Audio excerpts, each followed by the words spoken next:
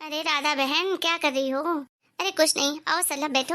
अब आई हूँ तो बैठूंगी ही, पर हूँ तो मैं तुमसे बड़ी नाराज। अरे क्यों भाई, मैंने ऐसा क्या कर दिया है? अरे क्या क्या कर दिया है? अरे कितने दिन हो गए, तू तो घूमने भी नहीं आती, ना पार्क मिलती ना सत्संग चलती। जैसे घर के बाहर निकलना ही बंद कर दिया है तूने। बहू ने पाबंदी लगा दी क्या आते ही?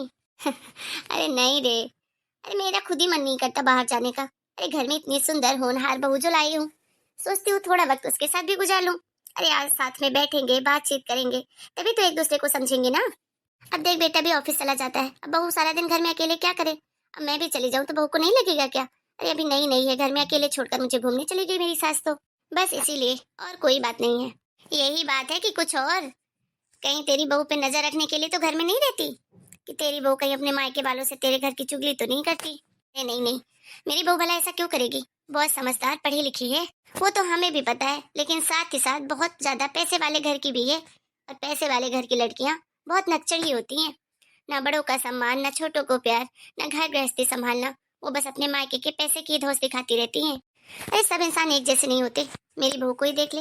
अरे वो इतने बड़े घर से आई है, फिर भी हमारे घर में इतनी खुशी से, इतनी अच्छे से एडजस्ट हो रही है ना, कि ऐसा लगता ही नहीं कितने अमीर घर से आई है। अरे हीरा मिली है, हीरा। ज्यादा तारीफ मत कर राधा, कहीं ऐसा न हो कि तेरी ही नजर लग जाए तेरी बहू को। बहुएं तो हम सब की हैं, लेकिन जितनी तारीफ तू कर रही है उतनी तो हम में से किसी ने अपनी बहू की नहीं करी होगी। खूब भर के दहेज लेकर आई है तेरी बहू, इसीलिए तू तारीफ पे तारीफ कर रही है। अब तुझे जो सोचना है सोच ले, मैं तो जो सच्चाई है वही बता रही हूँ। अब मेरी बहू है हीरा, तो मैं तो हीरा ही बोलूंगी, बाकी का मुझे नहीं पता। अच्छा ही है, देखते हैं कितने दिन तक ये हीरा चमकता है तेरा। अच्छा सुन, आज पांडे जी के यहाँ सत्संग है। उन्होंने स्पेशली बोला था कि राधा बहन को लेकर आना, बहुत दिन से मिली नहीं, इसीलिए मैं बोलने चली आई। टाइम हो तो आ जाना। कितने बजे जाएगी? भाई 4 साढ़े 4 बजे तक। ठीक है, चलूंगी मैं, मुझे आवाज लगा लेना जब निकलना तो। बहू, बहू, आंटी आई है बेटा, मिल लो। आई माँ जी। प्रणाम आंटी जी। खुश रहो बहू, खुश रहो। कैसी हो बहू? बिल्कुल ठीक हूँ आंटी जी, आप कैसी हैं? मैं भी ठीक ही हूँ बेटा। अरे बाप रे राधा, कौन से जमाने में जी रही है? अरे बहू तो तुझे हीरा मिली है, सच ही कहती है। लेकिन ये क्या, तूने अपने बहू को घूंघट में डाल रखा है? अरे आज के जमाने में कौन साड़ी पहनता है, घूंघट करता है? और बहू, तू अपनी सास से क्यों नहीं कहती कि तू ये साड़ी नहीं पहनेगी? अरे आजकल कोई भी नहीं पहनता, सूट पहनो बस बहुत है। अरे मेरी भी तो बहू है, हम सब की बहुएं हैं, एक भी बहू ऐसी नहीं है जो साड़ी पहनती हो। और तेरी बहू साड़ी के साथ साथ तो सर पे पल्ला तक रखी है। इतना भी बेचारी को मत दबा कि खुलकर जीने ही भूल जाए। अरे इसमें दबाना कैसा सल्ला, ये तो अपने अपने संस्कार हैं। और वैसे भी शादी के बाद बहुएं साड़ियों में ही अच्छी लगती हैं। वो बात अलग है कि कहीं घूमने फिरने जाओ तो कुछ भी पहन लो, अरे क्या फर्क पड़ता है साड़ी पहनने से? अरे तुम क्या कहती हो बहू, तुम्हें भी अच्छी लगती है क्या ऐसे साड़ी घूंघट में रख के? जो मम्मी जी को पसंद है वही मुझे भी पसंद है। अब मैं इस घर की बहू हूँ आंटी जी, अब जैसे माँ जी की इच्छा होगी मैं तो वही करूंगी ना।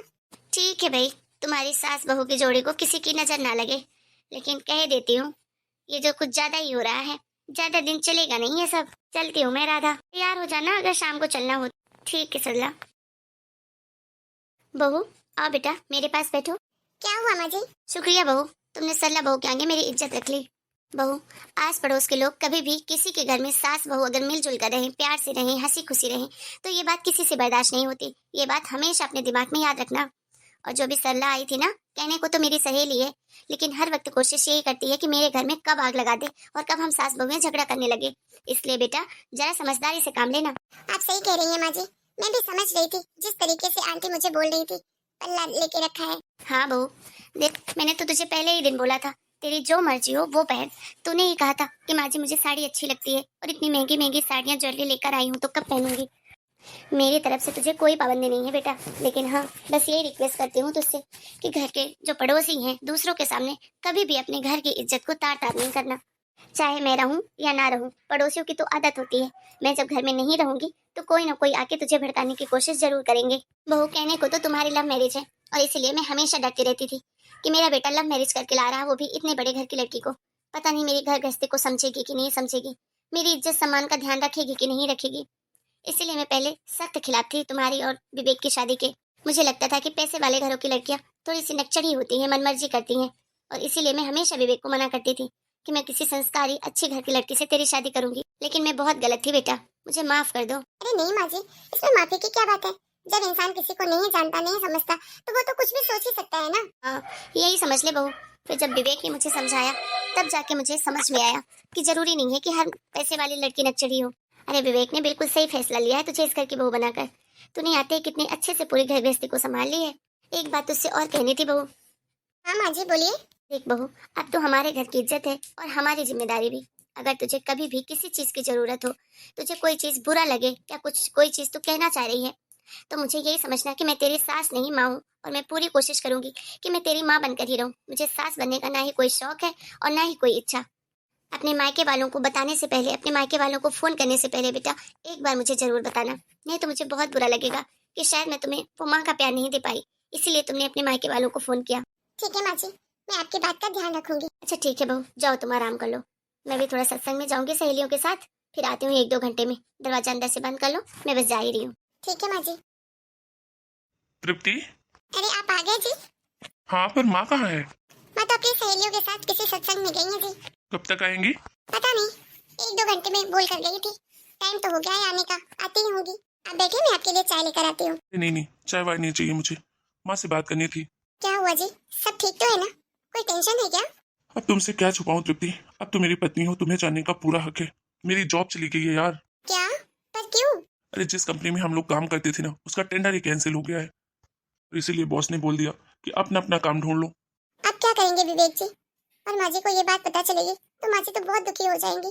अभी अभी तो हमारी शादी हुई है, कितनी खुश है वो। बात तो तुम सही कह रही हो तृप्ति, लेकिन क्या कर सकती है, माँ को बताना तो पड़ेगा ना, इतनी बड़ी बात। वैसे भी मुझे जॉब करने में ज्यादा इंटरेस्ट भी नहीं है। मैं सोच रहा हूँ कोई बिजनेस ही शुरू कर लूँ, लेकिन प्रॉब्लम ये आ रही है ना कि बिजनेस के लिए पैसे ही नहीं है ज्यादा। अब जॉब भी चली गई है तो लोन भी नहीं मिलेगा। कुछ समझ नहीं आ रहा, करूँ तो क्या करूँ। अगर आप बुरा ना माने तो मैं कुछ मदद करूँ आपकी? तुम कैसे मदद करोगी, तुम्हारे पास पैसे हैं क्या? देखिए जी, पैसे तो नहीं है मेरे पास ज्यादा, लेकिन हाँ मेरे पास ज्वेलरी बहुत है। क्या मतलब, मैं तुम्हारी ज्वेलरी बेच दूं? अरे नहीं बाबा नहीं, अरे हमारी शादी को भी कितना टाइम हुआ है। तुम्हारे घर वालों को पता चलेगा तो मेरी जान ही ले लेंगे।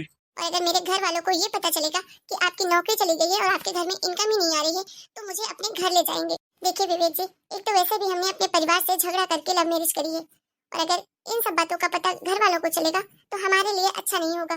देखिए मैं अपनी ज्वेलरी आपको बेचने के लिए नहीं कह रही हूँ, मेरे पास बहुत सारी ज्वेलरी है। आपको पता ही है मेरे मम्मी पापा ने कितना दिया है मुझे। उन ज्वेलरी को आप गिरवी रख दीजिए और उसमें से जो भी पैसे मिले वो आप अपने बिजनेस पे लगा दीजिए। और वैसे भी आजकल हैवी ज्वेलरी कौन पहनता है, और अभी नजदीक में किसी के यहाँ कोई शादी भी नहीं है कि मुझे पहननी पड़ेगी। और जब आपका बिजनेस चलने लग जाए तो आप पैसे देकर मेरी ज्वेलरी लाके मुझे दे दीजिएगा। और इस तरीके से ना आपके घर वालों को पता चलेगा ना मेरे घर वालों को, और हमारा काम भी अच्छे से हो जाएगा। पता नहीं तुम क्या कह रही हो, सही या गलत, लेकिन मुझे पहले माँ से बात करनी पड़ेगी। अब माँ जी को बताने से क्या होगा, माँ जी के पास पैसे तो है नहीं, ये बात आपको भी पता है। अब माँ जी को पता चलेगा कि आप मेरे जेवर गिरवी रख रहे हैं तो माँ जी को कितना बुरा लगेगा, वो क्या सोचेंगी। इससे अच्छा यही है कि किसी को कुछ नहीं बताइए, ये बात हम दोनों के बीच में ही रहे। ठीक है तृप्ति, तुम जैसा कहती हो मैं वैसा ही करूंगा। माँ से सिर्फ इतना कह दूंगा कि मैंने जॉब छोड़कर बिजनेस शुरू करने का सोचा है। हाँ जी, ये सही रहेगा। अब आप चिंता छोड़िए, फ्रेश हो जाइए, मैं आपके लिए चाय लेकर आती हूँ। माँ जी भी आने में ही होंगी तो आपके चेहरे पर कोई उदासी दिखनी नहीं चाहिए। अरे यार, अभी हमारी नई नई शादी हुई है, वो भी इतनी मुश्किलों के बाद, फिर ऐसे लटका हुआ चेहरा लेकर आए हो आप आज। देखो कोई बात नहीं, सुख दुख तो आते रहते हैं, उतार चढ़ाव लाइफ में आता रहता है, लेकिन हमें जीना नहीं भूलना चाहिए। थैंक यू सो मच तृप्ति, मैं बहुत भाग्यशाली हूँ कि मुझे तुम जैसी लड़की मेरी पत्नी के रूप में मिली है। बस बस, ज्यादा मस्का लगाने की जरूरत नहीं है। आप फ्रेश हो जाइए, मैं आती हूँ। ओके बाबा। हेलो दोस्तों, आप लोगों को हमारी ये कहानी कैसी लगी, और इस वीडियो में जो रिश्ते दिखाए गए हैं जिस तरीके से, वो सही है या गलत, हमें कमेंट करके जरूर बताइए। फिर मिलेंगे एक नए वीडियो में एक अच्छी सी नई कहानी के साथ। तब तक के लिए आप सभी को राम राम। अपना और अपने घर परिवार का ध्यान रखिए।